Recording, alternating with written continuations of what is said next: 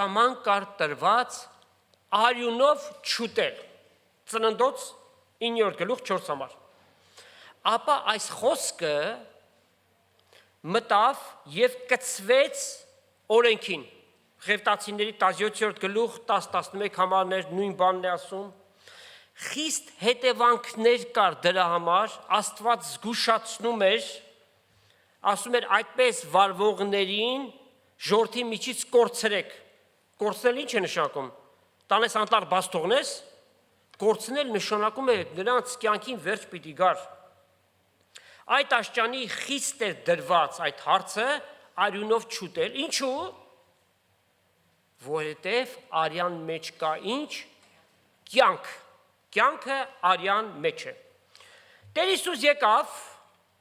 և ասաց, ես չեկա օրենքը ավրելու, այլ օրենքը կատարելու, որ դրա, այսինքն սկզբունքներից մեկն էլ արյունով չուտելն էր, բայց կարծես թե իր խոսքերի մեջ որոշ խոսքեր հակասություն են թվում, նորից ենք ասում, թվում, բայց եկեք քննարկենք և տեսնենք, արդյոք հակասություն կա, որպես հիմնապաշտ հավատացյալներ մենք 100%-ով ասում ենք չկա, բայց եթե մեկը գա ու քեզ հարցնի, այդ հարցի պատասխանը ունես, եկեք կարդանք Հովհաննու 6-րդ գլուխ և 54 համարից պիտի կարդանք։ Հիսուս ասաց իր աշակերտներին, ճշմարիտ եմ ասում ձեզ, եթե որդին մարդու մարմինը չուտեք և նրա արյունը չխմեք, օրենքի մեջ գրված է արյունով չուտեք, ասում է արյունս խմեք, ձեր անձերու մեջ կյանք չեք ունենա, իսկ ով որ իմ մարմինս ուտե և իմ արյունս խմե, հավիտենական կյանք պիտի ունենա և ես նրան հարություն առնել պիտի տամ վերջին օրը, վասնզի իմ մարմինս ճշմարիտ կերակուր է և իմ արյունս ճշմարիտ ըմպելիք է, նա որ իմ մարմինս կուտե և իմ արյունս կխմե, որի-որ անգամ նույն բանը շեշտադրվում է։ Նա իմ ներսիդից կբնակի և ես էլ նրա ներսիդին։ Ինչպես կենդանի հայրը զիս ղրկեց և ես կենդանի եմ հոր ձեռքով, այնպես էլ նա որ զիս կուտե, ինքն ալ իմ ձեռքովս կենդանի պիտի ըլլա։ Այս է այն հացը, որ երկնքեն իջած է, ոչ թե մանանան, որ ձեր հայրերը կերան և մեռան, ով որ այս հացը ուտե, հավիտյան պիտի ապրի և իր մարմնի համար է խոսում։ Եվ այս բաները խոսեցավ ժողովարանի մեջ, երբ Կափառնիայում քարոզում էր։ Բայց ինչ տեղի ունեցավ, աշակերտներից շատեր, երբ լսեցին ասին, խիստ է այդ խոսքը, ով կարող է նրան մտիկ անել։ Հիսուս երբ հասկացավ, թե իր աշակերտները այս բանի համար տրտունջ գնեն, սավանոց, դա ձեզ կգայթակղեցնե, հապա ինչ պիտի խորհիք, երբ տեսնեք որդին մարդու ելնելը ուր առաջ էր, հոգին է կենդանի անողը, մարմինը շահմը չներ։ Այս խոսքերը, որոնք ես ձեզ խոսեմ, հոգի և կյանք են, բայց ձեր միջից կան ոմանք, որ չեն հավատում, վասնզի Հիսուս սկզբից գիտեր, թե ովքեր են, որ չեն հավատում։ Հիսուս եթե Աստված չլներ, ինչպես պիտի նախորդ իմանար, ովքեր են, որ չեն հավատում։ Այն խոսքը, որ գրված է, սրտերը ու երիկամունքները քննող Աստված, Տեր Հիսուս Քրիստոս ինքն է։ Ուրեմն այստեղ պարզորոշ Տեր Հիսուս իր մարմնի և արյան մասին է խոսում։ Լավ, Հիսուս ի նկատի ուներ այդ բանը տառացիորեն, այսինքն տառացիորեն իր մարմին ուտել և արյունը խմել, իհարկե որ ոչ։ Արտահայտության այս ձևը ոչ թե նյութական մարմնի կամ արյան մասին էր, այլ հոգևոր է։ Այլ կերպ ասած, ինչ է նշանակում մարմին ուտել, արյունը խմել։ Հիսուսի կյանքին հաղորդ լինել, կցորդ լինել, հաղորդակցվել։ Կինոնիա բառը հունարեն է, որ թարգմանաբար communion, անգլերենի այդ բառը հենց կինոնիա բառից է գալիս։ Հաղորդակցվել Տեր Հիսուսի հետ, մասնակից լինել նրա կյանքին։ Причастие, ես էլ ռուսերենով ձեզ։ Ուրեմն արյունը խորհրդանշում է կյանք։ Հիսուսի կյանքին հաղորդ լինել։ Դրա համար էլ հավատացյալներին տրվեց հաղորդության պատվիրանը։ Հիմքը որտեղ դրվեց հաղորդության։ Վերջին ընթրիքի ժամանակ, երբ որ Հիսուս իր աշակերտների հետ նստած էին, ահա թե ինչ խոսակցություն տեղի ունեցավ, եւ կարդում ենք դա Մատթեոս 26-րդ գլուխ 26 համարից պիտի կարդանք մի քանի համարներ։ Միջև աշակերտներ ուտում էին, Հիսուս հաց առավ, օրհնեց եւ կտրեց եւ տվավ աշակերտներին եւ ասավ. «Առեք, կերեք, այս է իմ մարմինս»։ Եվ գավաթ առավ, գոհացավ եւ տվավ նրանց եւ ասավ. «Ամենք տել խմեցեք ասկե, վասնզի սա իմ արյունս նոր ուխտի, որ պիտի թափվի շատերի մեղքերի թողության համար»։ Բայց կսեմ ձեզ, ասկե հետո որդի բերքեն, որդատունկի խաղողի բերած բերքից բնավ պիտի չխմեմ, միջև այն օրը, երբ ձեզ հետ նոր գինին խմեմ, ուշադրություն այստեղ։ Որդատունկի բերք, մի շարք տեղերում ենք հանդիպում, բայց միակ տեղն է, որ Հիսուս նշում է, գինուց պիտի չխմեմ, միջև իմ հորս թագավորության մեջ խմեմ։ Մասնավոր ձեր ուշադրությունը բերեցինք, որովհետև վերջում պիտի այնպիսի մի գաղափար ձեզ բերենք, որ պիտի տեսնենք, որ սխալ է, բայց այսօր գործածվում է մի շարք եկեղեցիներում։ Ուրեմն աշակերտների խմածը ինչ էր, ինչ տվեց, որ Հիսուս խմե։ Գինիներ եւ հացը, որ նրանք կտրեցին։ Այս ասված խոսքը հոգևոր խոսք է եւ սա հավատքի քայլ էր, հավատքի քայլ։ Որ գավաթից խմես, այդ գավաթին հաղորդակցվում ես։ Պողոս առաքյալը Կորինթացիներին կոչ է անում փախչել դևերի զոհվածի սեղանից։ Առաջի դարում հեթանոսությունը շատ զորավոր էր։ Մանավանդ Կորինթոս, Հունաստան, տարբեր չաստվածներ, Աֆրոդիտեն, Զևսը, Փոսեյդոնը, որքան չաստվածներ ունեին, որոնց առջև սեղան էին բացում, պաշտամունք էին անում, աղոթքներ էին անում, եւ Պողոս առաքյալը զգուշացնում է, որտեվ Կորինթոսում կային մարդիկ, որ հեթանոսությունից ետ էին դարձել, եկել էին, քրիստոնյա են դարձել, սակայն նորից հեթանոսական սեղաններին մասնակցություն էին ունենում։ Ուրեմն առաջի Կորինթացիների 10-րդ գլուխ 14 համարից Իմ սիրելիներս, կռապաշտությունից փախեք, որպես թե իմաստունների հետ կխոսեմ, դուք զատեցեք, ինչ որ կսեմ, օրհնության գավաթը, որ մենք կորտնենք, չէ որ Քրիստոսի արյան հաղորդությունն է, հացը, որ մենք կկտրենք, չէ որ Քրիստոսի մարմնի հաղորդությունն է, քանզի մենք շատերս մեկ հաց, մեկ մարմին ենք, վասնզի ամենքս էլ այդ մեկ հացեն կվայելենք։ Նայեցեք մարմնավոր Իսրայելին, չէ որ զոհվածներ ուտողները անոնց սեղանին հաղորդակից կլան։ Ուրեմն, ինչ ասեմ, կուրքը բան մնե, կամ կուրքերի զոհվածը բան մնե, իրենից ոչինչ չի ներկայացնում, բայց իմանալով հանդերձ, երբ որ այդ բանը անում ես, առաքյալը ասում է, երկու սեղանից չեք կարող օգտվել։ Բայց այս կսեմ, թե այն բաները, որոնք հեթանոսները զոհ կնեն, դևերուն զոհ կնեն, ու ոչ թե Աստծո, եւ չեմ ուզեր, որ դուք դևերուն հաղորդակիցը լաք, չեք կարող խմել Տիրոջ գավաթը ու դևերի գավաթը։ Չեք կարող վայելել Տիրոջ սեղանից ու դևերի սեղանից, նախանձի գրգռենք Տիրոջը։ Միթե մենք անկես զորավոր ենք։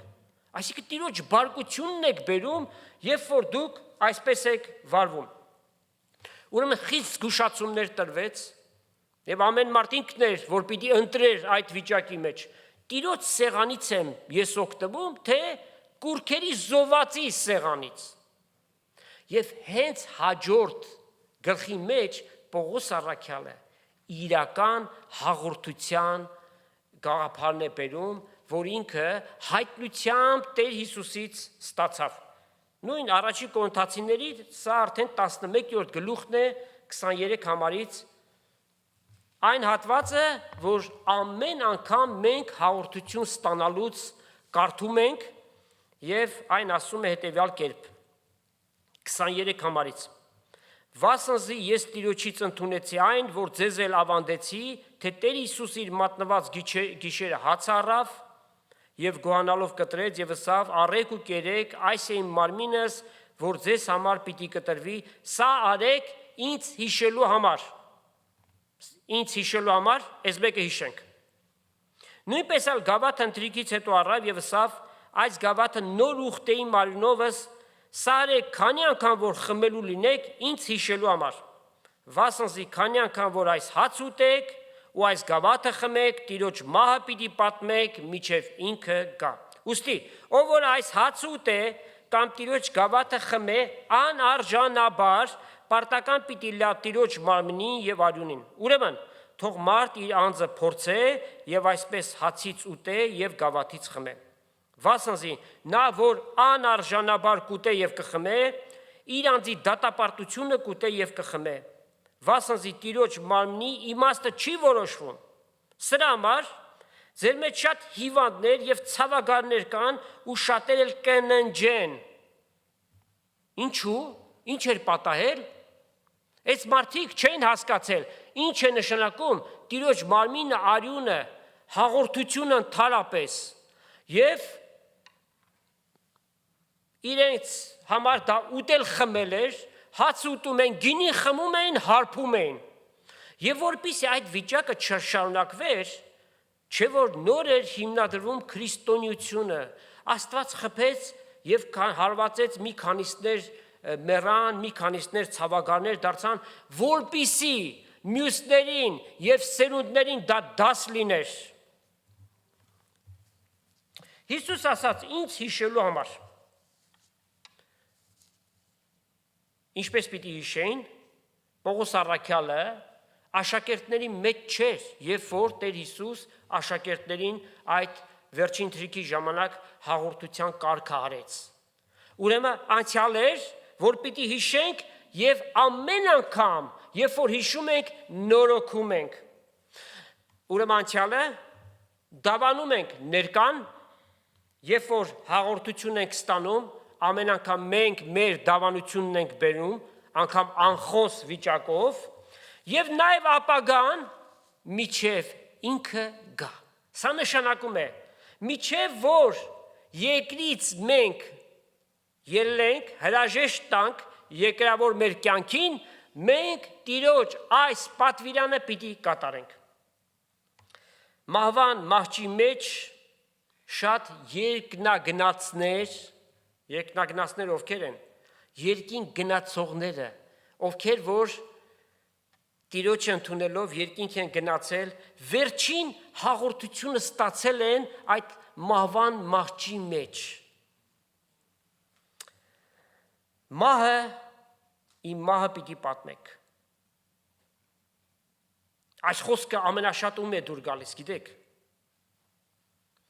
Եհովայի վկաններին, անպիտան վկաններին, անգիր գիտեն եւ ասում են Հիսուս ասաց իմ մահս պիտի պատմեք։ Այդպես գրված է, այո, իմ մահս պիտի պատմեք։ Երբ որ հարության ժամանակները գալիս է, հարությունից առաջ նաեւ նախ Հիսուսի խաչելության այդ ամբողջ պատրաստությունն է տեսնում, որ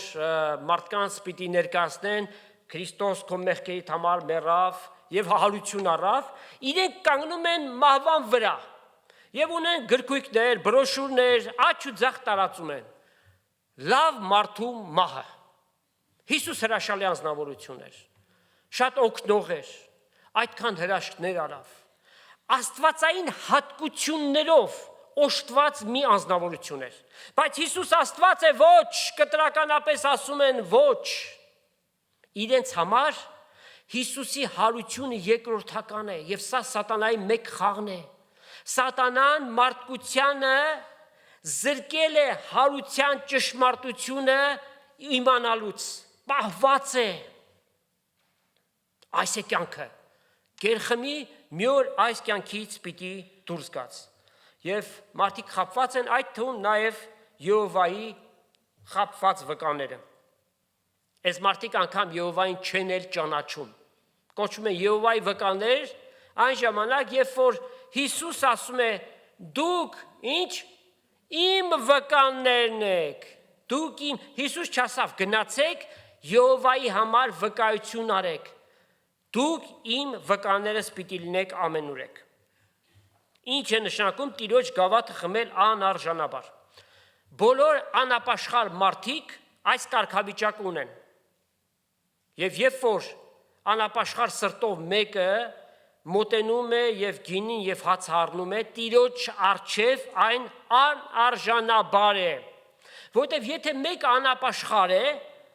նշանակում է Սուրբ Հոգին չունի, առանց Սուրբ Հոգու չես կարող դու Տիրոջը մոտենալ եւ մեկանալ նրա հետ։ Սա այն պահն է, երբ որ մենք հաղորդություն ենք վերցնում, այդ գինին որպես իր արյունը եւ հացը որպես իր մարմինը Հիսուսին հաղորդակցվում ենք, այդ պահին մենք նրա հետ մեկանում ենք։ Բայց եթե մեկը Սուրբ Հոգին չունի, ինչպես պիտի այդ մեկությունը նրա համար լինի։ Ճշմարիտ ապաշխարած մեկին հաղորդության սեղանին մոտենալու թույլատրությունը երկինքն է տալիս։ Ոչ թե մենք ենք տալիս։ Եթե մեկը ճշմարտապես ապաշխարած է եւ Սուրբ Հոգին ունի, ինքը ազատ է գալու եւ հաղորդվելու Տեր Հիսուսի հետ։ Նաեւ հաղորդության սեղանին պետք չէ մոտենան նրանք, ովքեր թեև ապաշխարած են, բայց իրենց սրտում շարունակաբար փայփայված մեղքեր ունեն, որ գիտակցաբար գործում են ու անգամ դիտավորություն ունեն նորից գործելու։ Սա նշանակում է հոգևորապես այնքան ընկած լինես, որ մեղքը քո վրա իշխանություն ունենա։ Ուրեմն այդպիսիները նախ ուշքի պիտի գան, պիտի ապաշխարեն, որովհետև եթե մարդկանցից քո սիրտը ծածկում ես, Աստված քո սիրտը քննում է եւ քո մասին ամեն բան գիտի։ Չլինի այնպես, որ անարժանաբար այս հաղորդության սեղանից մենք օգտվենք։ Դրա համար ինչ է պետք խոնարհ սիրտ եւ խոստովանություն Տիրոջը։ Տերը ասում է. «Փորձեք ձեր անձերը, թե արդյոք հավատքի մեջ եք»։ Քրիստոսի հետ հաղորդակցվելու հիմքը Քրիստոսի սուրբ, թանկագին, անգին, անանցանելի, այսինքն որևէ կերպով չես կարող չափորոշիչ դնել, միայն կարող ես մագդիրներով համեմել, հավիտենական արյան զորությունն է։ Եվ մի հրաշալի երգ ունենք, անշուշտ շատ հրաշալի երգեր ունենք, այս մեկը հատուկ մեր նյութի համար, զորություն կա անհուն հրաշալի Հիսուսի արյան մեջ։ Այո, մեծ զորություն կա։ Այդ զորության մեծությունը մենք ինչպես կարող ենք հասկանալ։ Ընդհանրապես մի բանի մեծությունը հասկանալու համար պետք է որ համատության մեջ տնես։ Եբրայեցիներում գրված համարներ կան, որ մեր ասածների հաստատումն են եւ այդ հարաբերությունը մենք տեսնում ենք։ Եբրայեցիների 9-րդ գլուխ 11 համարից։ Գիտեք, որ հին ուխտի ժամանակ պատվիրված էր անասուն մորթել, անասունի արյունով մեղքերի թողություն հռչակել եւ քահանան այդ գործը անում էր։ Շատ լավ էին անում իրենց գործը, լրիվ դարձել են մսագործներ, ղասաբներ էին եւ Աստված բողոքում է. «Հերիք եղավ, որքան կարելի է իմ սրահներս այդպես յուղերով ու ճարպերով դուք կողկրտեք»։ Չէին հասկանում 1500 տարի միջև Հիսուսի աշխարհ գալը եւ ահավասիկ 2000 տարի է դեռևս չեն հասկացել, որ այդ անասունի արյունը ժամանակավոր է, անցողիկ է։ Մեղքը գործեց, անասունը տարավ զոհեց, խոստովանություն արավ, նույն օրը նորից մեղքը գործեց, նորից անասունի պետքություն կա։ Ուրեմն անկատար մի վիճակ էր, բայց Աստված այդ պատվիրան տվել էր, որպեսզի իրենք հասկանային, որ իրենք անկարող են, որ փրկչի պետքություն ունեն, եւ այդ փրկիչը նրանց կյանքերի մեջ պիտի հայտնվեր։ Կարդանք Եբրայեցիների 9:11 Բայց երբ Քրիստոս եկավ գալու բարիքների քահանապետը ավելի մեծ եւ կատարյալ եւ անձեռագործ խորանով, այսինքն նրանով, որ ստեղծվածներեն չէ, ոչ էլ նոխազների եւ զվարակների արյունով, հապա իր արյունով մեկ անգամ սրբարանը մտավ հավիտենական փրկություն ստանալու։ Որ սրբարանը։ Արդյոք Հիսուս գնաց տաճարի սրբարանը մտավ, Քավլիցի, այնտեղ միայն քահանապետը կարող էր մտնել, այն էլ տարեկան մեկ անգամ։ Վասնզի եթե ցուլերի եւ նոխազների արյունը եւ երինչի մոխիրը սրսկվելով պղծյալները կսրբեն մարմնի մաքրության կողմանը, ալ որ չափ ավելի Քրիստոսի արյունը, որ հավիտենական հոգու ձեռքով իր անձը անարատ պատարակ մատուցանեց Աստծո, պիտի սրբե ձեր խճմտանքը մեռած գործերից կենթանի Աստծուն պաշտելու։ Եվ որոնք են այդ մեռած գործերը, անօգուտ ծեսերը, որ կատարում էին հին ուխտի ժամանակ եւ ներկայիս էլ անօգուտ ծեսեր, որ կատարվում է եւ մարդկանց սիրտը չի փոխվում։ Նոխազը, որն է նոխազը, այծն է գոտ եւ զվարակը հորթն է։ Հիսուս իր արյամբ հավիտենական ուխտ հաստատեց, նոր ուխտի միջնորդ եղավ։ Եբրայեցիս 13:20 այդպես է ասում։ Եվ նաև 9-րդ գլխի Եբրայեցիս 9:15 կարդում ենք այսպես. Սրա համար ինքը նոր ուխտի միջնորդն է, որպեսզի իր մահը առաջին ուխտի ժամանակ գործված հանցանքներին քավության համար եղած լինելով հրավիրվածները հավիտենական ժառանգության խոստումը առնեն։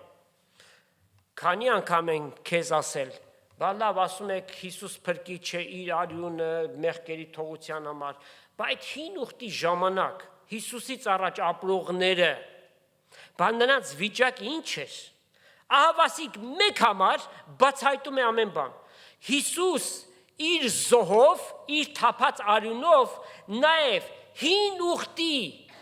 հավատացողների մեղքերին թողություն եւ քավություն եղավ։ Որովհետև նրանք, ովքեր որ ճշմարտապես հավատում էին, նրանք նայում էին գալիք խաչին։ Մեզ համար այն անցյալ է։ Մենք հետ ենք նայում 2000 տարի առաջ կատարված դեպքին, Քրիստոսի խաչելությանը եւ հրաշափառ հարությանը։ Հիսուսի արյունը զորություն ունի փրկագնման։ Մեր կյանքերի տեղը ինքը վճարել է, մեր մեղքերի փոխարեն ինքը վճարել է, որովհետև երբ որ մարդը ծնվում այս աշխարհ է գալիս, սատանայի իշխանության տակ է։ Սատանան նրան ստրկացած վիճակի մեջ է պահում։ Եվ ինչպես գրված է, այս աշխարհի իշխանը կամ Աստվածը ճակերտավոր անհավատների մտքերը կուրացրեց, որպեսզի Քրիստոսի ավետանի փառած լույսը նրանց վրա չծագի։ Այդ վիճակի մեջ է նրանց պահել։ Եվ Հիսուս եկավ, որ մեզ սատանայի ճիրաններից ազատի։ Մեղքի դատապարտությունը, մեղքը մարդուն դարձրեց մեղավոր, մեղքն է պատճառը եւ հետևանքը, որ մարդիկ դժոխք են գնում։ Բայց Հիսուս իր փրկագործությամբ անձը զոհելով այդ արյունով մենք ունենք մեղքերի թողություն եւ քավություն։ Մենք ազատագրված ենք մահվան իշխանությունից։ Սա չի նշանակում, որ մենք մահ չպիտի տեսնենք։ Շատեր Քրիստոսով ննջում են, այդ մահը տեսնում են, բայց նրանք կոչվում են ննջեցյալներ ի Քրիստոս, Քրիստոսի մեջ ննջում են։ Եվ նաև գերեզմանի զորությունն է Հիսուս քանդել, որտեղ մարդու միայն մարմինն է գնում գերեզման, բայց մարդը իր էությունը, իր ինքնությունը, իր բանականությունը, իր եսը, իր մտածումների եւ խորհուրդների կենտրոնը իր հիշողությունը հավիտյան պիտի մնա, չկա անեացում, չկա ոչնչացում, դա սատանայի խաբեությունն է, երկիր մոլորակի վրա մեկը ծնվում է, անմա հոգի է, և հարցերի հարցը անշուշտ թե որտեղ պիտի անցկացնի իր հավիտենականությունը, և Հիսուս այդ հարցի պատասխանը շատ պարզ ձևով տվել է, ես եմ ճանապարհը ու միակ ճանապարհը դեպի երկինք, մեկը հոր մոտ չի կարող գնալ, այլ միայն Տեր Հիսուսի միջոցով։ Պետրոս առաքյալը մեզ հավելյալ նյութ է տալիս այս կապակցությամբ, առաջին նամակ առաջի գլուխ 18 համարից կարդանք. գիտենալով, այսինքն լավ իմացեք, ձեր ականջին օղարեք, որ դուք ոչ թե ապականացու արծաթով կամ ոսկով փրկվեցիք, որ ձեր հայրերից ստացաք անուղիղ ճանապարհներով, կոռուպցիա եւ կոռուպցիա, անուղիղ ճանապարհներով, հապա Քրիստոսի պատվական արյունով, որպես թե անբիծ եւ անարատ գառիմը, որ ճանաչված է աշխարհի սկզբից առաջ եւ վերջին ատենը հայտնվեց մեզ համար փրկիչ լինելու։ Եվ այդ փրկության համար արդեն եդեմական պարտեզում նախաձայնված էր, Աստված տվել էր խոստումը, կնոջ սերունդը սատանայի գլուխը պիտի ջախջախի։ Դրանից հետո մոտարապես 4000 տարի անցավ, և որ Մեսիան եկավ, և փառք Աստծու, որ եկավ։ Ուրեմն որդին ընդունելով ստանում ենք փրկություն և դրա հետ մեկտեղ բոլոր բոնուսները, ամեն բան։ Միայն փրկությունը չէ, որ Աստված մեզ տվել է, դրա հետ միասին նաև մեծ ժառանգություն է տվել։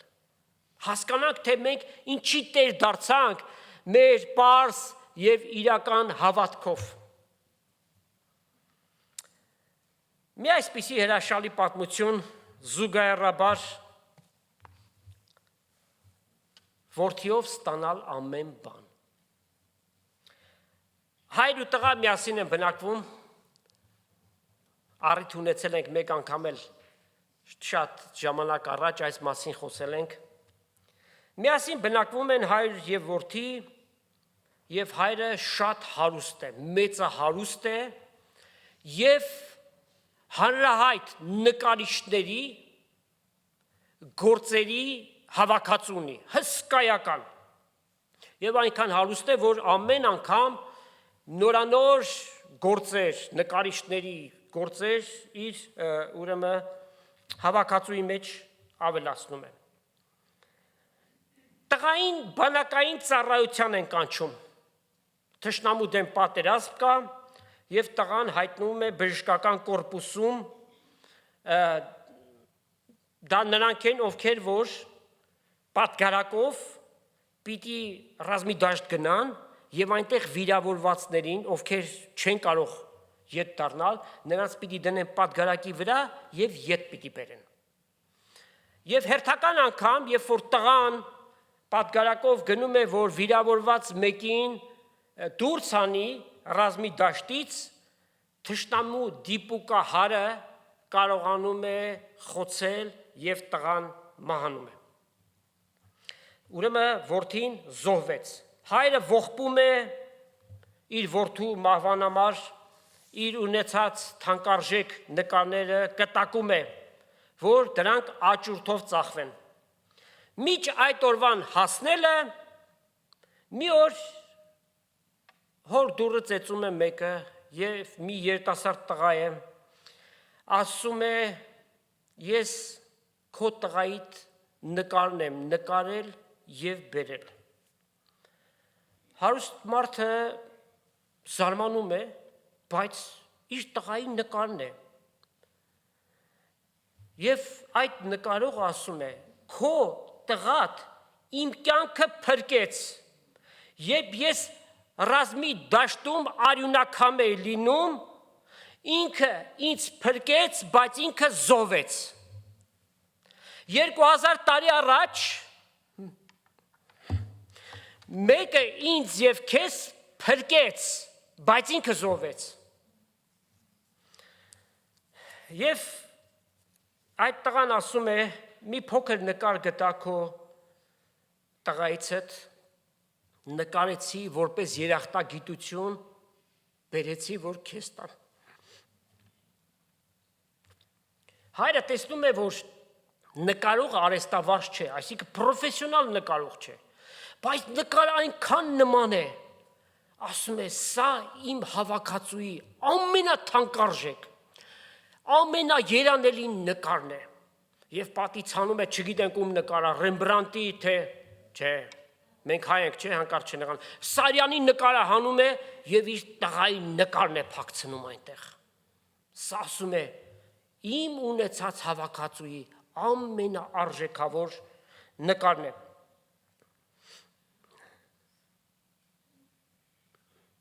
Գալիս է աչուրդի օրը, action, չէ, ինչ են անում, որևէ ապրանք կամ այդ պարագային նկարը պիտի դրվի, մարդիկ պիտի իրենց արժեքը տան, ամենավերջի, ամենաբարձր արժեք տվողին կհանձնեն այդ նկարը։ Տարբեր երկրներից եկել են հայտնի ուրեմն հավաքածու ունեցողներ, որովհետև գիտեն այս անձնավորությունը ինչ նկարներ ունի, միակ նկարներ, որ ուրիշ մեկը չունի, ուրեմն աննախադեպ մի action է, աճուրդ է, աննախադեպ, ոչ թե 1, 2, 3, բազմաթիվ նկարներ այնտեղ պիտի վաճառվեն։ Ուրեմն աճուրդ վարողը հայտարարում է առաջին նկարը հարուստ մարդու որդու նկարն է հանվում աճուրդի։ Այնտեղ հավաքվածները ասում են, ես ջոկ եք անում, այսինքն հեգնում են, ես ինչ նկար եք բերել տրել, սիրողական մեկին նկարած մի նկար, և հետո ուրիշի որդու նկարը մենք ինչի պիտի առնենք և տանենք մեր տուն, սկսում են $100, ոչ մեկը առաջ չի գալիս, ոչ մի առաջարկություն չի անում, իջնում են $50, հետո $20, լավ ասում են, the best offer, ձեր լավագույն առաջարկը, մի օքի առաջ է գալիս ասում է, ես $10 կտամ, ասում են քոնն է այս նկարը, և աճուրդ անցկացնողը կամ վարողը հայտարարում է, աճուրդը ավարտված է, այնտեղ հավաքվածները խառնում են իրար, մենք ուրիշ երկրներից եկանք, հյուրանոցների վրա փող ծախսեցինք, ինչպես թե ավարտված է, սա խաբեություն է, ասում են, ինչ որ գրված է կտակի մեջ, ով որ որդուն ունենա, այսինքն նկարը ունենա, ամբողջ հավաքածուն նրան պիտի տրվի, ով որ որդուն Տեր Հիսուս Քրիստոսին ունենա, պիտի ունենա փրկություն և դրա հետ միասին աստվածային ժառանգությունը։ Մենք Քրիստոսի ժառանգակիցները եղանք, Աստծո ժառանգորդները և Քրիստոսի ժառանգակիցները, բայց դեռ շատ հաճախ մենք մանուկ ենք ու չենք հասկանում, թե ինչ ժառանգություն է Տերը մեզ համար պատրաստել։ Հիսուս ասաց, հայրը ինձ իր աթոռը նստեցրեց, ես էլ ձեզ իմ աթոռս պիտի նստացնեմ, մենք շատ բաներ դեռ չգիտենք, բայց աստվածային ժառանգությունը անպայմանորեն իրեն սիրողներին պիտի հասնի։ Հայտնության 5-րդ գլխի մեջ մենք կարդում ենք հետևյալը, Հայտնություն 5-րդ գլուխ 9-10 համարներ։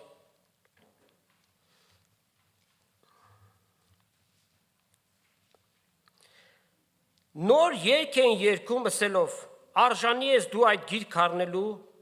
և դրա կնիքները քանդելու, վասնզի մորթվեցար և քո արյունովդ մեզ ծախու առար, Աստծո համար ամեն ցեղից, լեզուներից ու ժողովուրդներից և մեզ մեր Աստծու թագավորներ և քահանաներ արարեցիր, որպեսզի երկրի վրա թագավորենք։ Ուրեմն նաև մեզ համար բացվում է, չէ, այդ ժառանգության մեջ ինչ է մտնում, մենք աստվածապետական թագավորության մեջ մաս և բաժին պիտի ունենանք, թագավորներ և քահանաներ պիտի Աստված մեզ դնի երկիր մոլորակի վրա։ Պատկերացնում եք, այս բաները խոսում ենք, անհավատ մարդիկ լսեք, այս ինչեր եք խոսում, թագավոր էլ դարձաք, հա, այո, որովհետև մեր Տերն է ասում, իսկ Տիրոջ խոսքը այո և ամեն է հավիտյանս հավիտենից։ Քրիստոսի արյունը քավություն է, atonement։ Մեր անցյալի մեղքերի, ջնջվեցին այդ մեղքերը, երբ որ մենք խոստովանություն արեցինք, ներկայի ամենատեն, երբ որ մենք մեղք ենք գործում, ինչ ենք անում, ասում ենք, ով Տեր, ների սխալվեցի, մեղք գործեցի, և նաև ապագայի, արդյոք այս ասածը ինչ-որ չափով չի մարդկանց գայթակղեցնի, ինչպես թե, արդեն դուք ենթադրում կամ մտադրված եք, որ ապագային մեղքեր պիտի գործեք, քավ լիցի, բոլորովին, մենք մեղքի դեմ պիտի պայքարենք, բայց որևէ մեկը ապահովագրված չէ, գարանտիան չունի, որ ինքը մեղք չի գործելու։ Գալիքի մեղքերի համար էլ է Քրիստոսի արյունը զորավոր այդ մեղքերը սրբելու և մաքրելու համար։ Այսինքն միշտ իր արյունը հասանելի է, available, և դա ինչպես տեղ ունեցավ, Հիսուսի կողմից մեկ անգամ պատարակվելով։ Պատարակ ինչ է նշանակում, զոհ լինելով, ինչպես Եբրայեցիս 10:10 ասում է, մեկ անգամ պատարակվեց, հետևաբար ամեն անգամ պատարակ անելու պետքություն չկա։ Պիտի հռչակենք, որ Հիսուս համայն մարդկության համար մեռավ, հարություն առավ և հավիտյան կենդանի է, և հավատացողներին հավիտենական կյանք է խոստացել։ Հիսուսի կամքով մենք էլ սրբվեցինք Հիսուս Քրիստոսի մարմնին մեկ անգամ պատարակվելով։ Ճշմարիտ ապաշխարությունը պայման է հաղորդության սեղանին մոտենալու։ Դա նշանակում է սուրբ գրային հավատալիքներ և դրանց համոզումը ունենալու, որ Հիսուս երկինք ու երկիր ստեղծող Աստված է, որ մարդու փրկության համար ծառայի կերպարանքով այս աշխարհ եկավ, սրբասուրբ կյանք ապրեց, միակ մեկը։ Հիսուսի մեջ մեղք չկար, իր վրա մեղք չգտնվեց, Հիսուս չէր կարող մեղք գործել, եթե անգամ ուզենար, որովհետև իր մեջ մեղքի բնություն չկար, միակ մեկը, որ սրբասուրբ է։ Հոժարակամ գնաց, կենա այդ մահվան խաչը հանձառավ և գրված է ուրախություն էր իր առջև, ուրախություն էր մեղավորի փրկությունը։ Մեզ համար զոհվեց, իմ և քեզ համար, երրորդ օրը մեռելներից հարություն առավ և հավիտյան կենդանի է։ Բայց Աստված մարդուց պահանջ ունի, ակնկալիք ունի, որ Աստծո կատարած փրկության գործին մարդը պիտի իր հավատքը ցուցաբերի։ Շնորհքով, այսինքն ձերի փրկությամբ փրկվեցինք, ինչպես հավատքի միջոցով։ Մենք հավատքով պիտի ստանանք այդ փրկությունը։ Սա մեր մարդկային պատասխանատվությունն է։ Եվ ովքեր որ այդ բանը անում են, փրկվում են և հավիտենական կյանք ունեն։ Եվ նաև պիտի խնդրենք, որ Տերը մեր մեղքերը ների։ Եվ ինչպես է Տերը մեր մեղքերը ներում, հնարավոր է մի 10 տարի հետո նորից մեզ հիշեցնի։ Չհիշելու պայմանով, ասում է ձեր մեղքերը օվկիանոսի ծովի հատակը պիտի իջնի։ Այսինքն այնպես պիտի փակվի, երբեք ու երբեք այն վեր չպիտի առնվի։ Մաքրում է, Աստված այդ ամենը ջնջում է։ Եթե ձեր մեղքերը կրկնակի կարմիրի պես են, ձյունի պես պիտի ջերմականան։ Եթե որթան կարմիրի պես են, ասրի պես Տերը պիտի ջերմակացնի։ Եթե ձեր մեղքերը խոստովանեք, հավատարիմ և արդար է նա ձեր մեղքերին թողություն տալու և ձեզ ամեն անօրենությունից սրբելու համար։ Սա հենց կոչվում է ապաշխարություն, այս պրոցեսը։ Պետրոս առաքյալը նաև հետևյալն է ասում, առաջին նամակ 2 գլուխ 24 համար, որ մեր մեղքերը Հիսուս իր մարմնով խաչապայտի վրա վերցրեց, որպեսզի մենք մեղքերից ազատվենք ու արդարության համար ապրենք։ Բայց այն տեղի ունենալու համար մենք ապաշխարեցինք։ Եվ հիմա Հիսուս ով է մեզ համար, այն որ փրկիչ է 100%-ով, ով է մեզ համար, ինչ պաշտոն ունի ներկայիս։ Հիսուս 3 պաշտոն ունի։ Իր կենդանության օրոք երկրի վրա 3.5 տարի որպես մարգարե, ավասիկ 2000 տարի է մեծ քանապետ Մելքիսեդեկյան կարգի պես, որ ինքն է հենց, երկնային սրբարանում ամենատեն, երբ որ մենք մեր մեղքերը խոստովանում ենք, Հիսուս իր արյունով հոր առջև է գնում եւ մեր մեղքերին քավություն եւ թողություն է տալիս։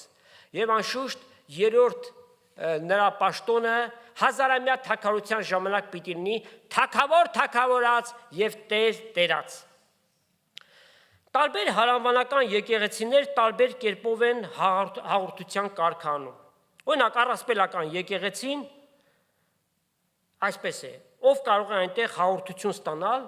ով որ մանկամ մկրտված է, կամ այնտեղ, կամ որևէ ուղղափառ եկեղեցում։ Այսա տարակուսանքի տեղիք է տալիս, հարյուրամյակներ դարերով իրար վրա նզովք են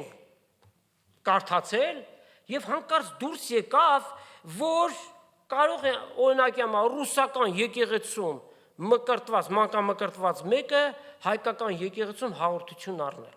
Այդ ինչպես եղավ, որովհետև սև սքեմավորների մի մեծ խումբ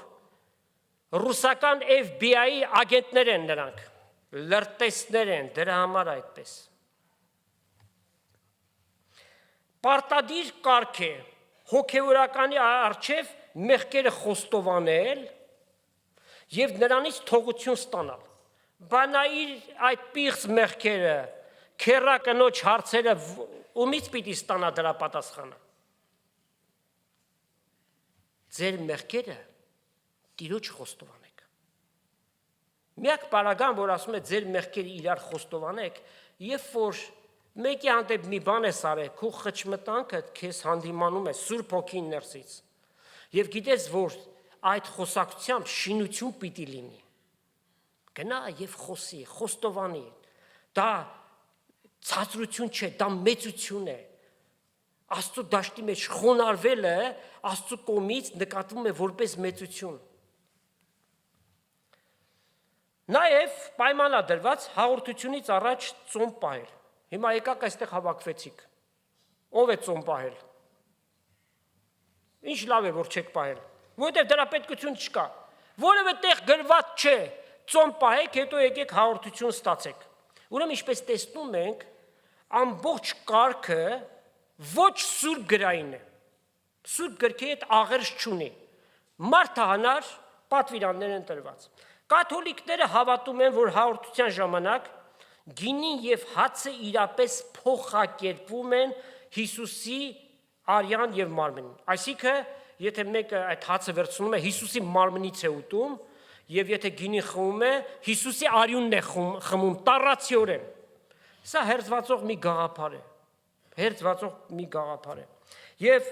երբ որ մեկը այդ հաղորդությունը ստանում է, ասում են Հիսուսի մարմինը եւ արյունը կերար խմեցիր, դու հավիտենական կյանք ունես։ Էլ հոգ չէ, որ այդ անձնավորությունը հավատքի շատ հեռու է, ընդհանրապես ապաշխարած մեկն էլ չէ։ Մենք հավատում ենք, որ հաղորդության գինին գինի էլ մնում է, հաղորդության հացը հաց էլ մնում է, սրանք խորհրդանիշն են։ Գինին Տեր Հիսուսի արյան եւ հացը Տեր Հիսուսի մարմնի։ Այստեղ կարևոր գործոնը որն է։ Հավատքը, հավատքով ենք մենք ընդունում այն, հավատքով։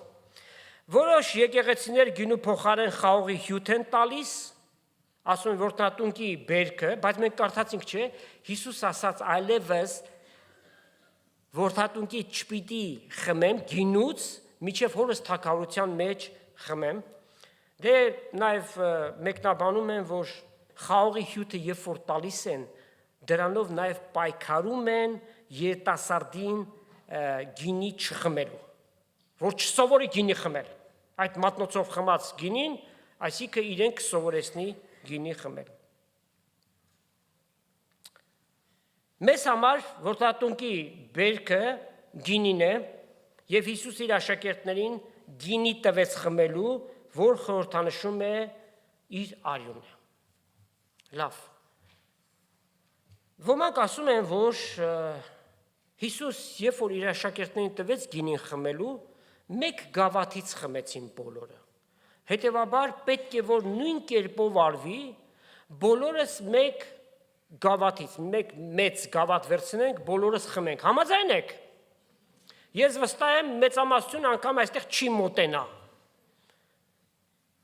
Որ դարում ենք ապրում եւ նաեւ պիտի հաշվի առնենք տարբեր տեսակի հիվանդություններ, հիգիենայի կանոնները պիտի պահենք եւ Աստծուն երբեք չպիտի փորձենք։ Այստեղ կարևորը ոչ թե ձևն է, այլ բովանդակությունն է, բովանդակությունը։ Լավ, ինչպես մոտենանք Տիրոջ սեղանին։ Առաջի կարևորությունը հետևյալն է. մեր մեղքերը Հիսուսին խոստովանելով, անհատապես ամեն մեկս, երբ որ աղոթք ենք անում,